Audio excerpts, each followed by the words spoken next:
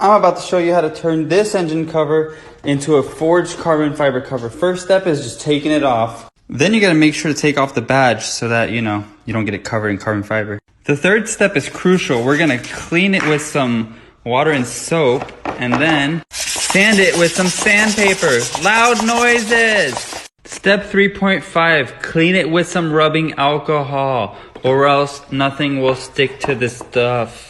Step 3.75, make sure to mask everywhere you don't want the carbon fiber to be. Step 4, mix the resin with the hardener, 50-50 volumetric. It depends on the size of your panel. I'm doing 20 milliliters of each. Bonus tip, make sure to mix it for at least 30 seconds. I mixed in some black pigment just so that the base colors are black. You don't have to do this if you don't want to. Step 5, pour the base resin on there. Make sure to spread it everywhere. Step 6, grab a handful of this carbon fiber and sprinkle it all over the cover. Now that we have it spread out all over the piece, it's time for step 7, mixing up some new clear resin. We're gonna drizzle it all over this piece, or at least get a good amount over most of it. Step 7.5, we're gonna use this weird little rolly tool to just mix in the resin to the carbon fiber. I know it looks a little muddy right now, but trust the process.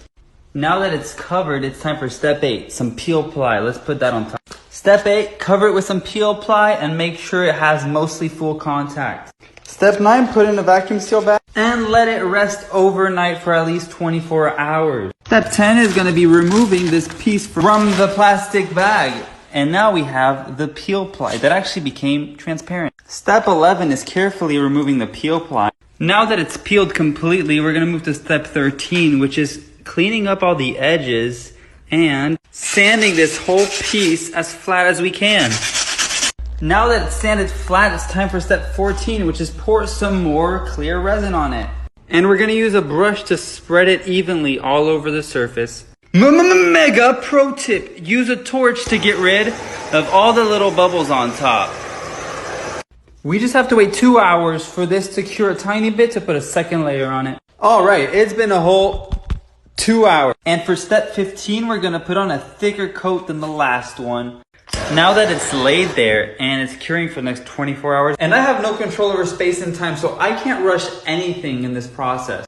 Now that it's nice and glossy, it's time for a step I don't even know, where we're gonna be sanding it with some fine sandpaper. Now that it's sanded and looks rougher than Jake Paul's gonna be after the Mayweather fight, it's time for step who's even counting, where we're gonna use rubbing alcohol to get rid of all this dust. Now for step 18, let's pour some of this mixed resin on top. And using a paintbrush like Bob Ross, we're gonna make sure we get full coverage of this entire piece. Call me Picasso because that looks splendid. Once again, we need to wait 24 hours for this to cure. Next step, I need to move my car out of the garage. Now that the resin is dry, we are gonna wet sand. Now that it's sanded and it looks ashier than your elbows, it's time to clean it with some isopropyl alcohol. It is now time to clear coat this thing with the best of the best 2K Clear from Spray Max.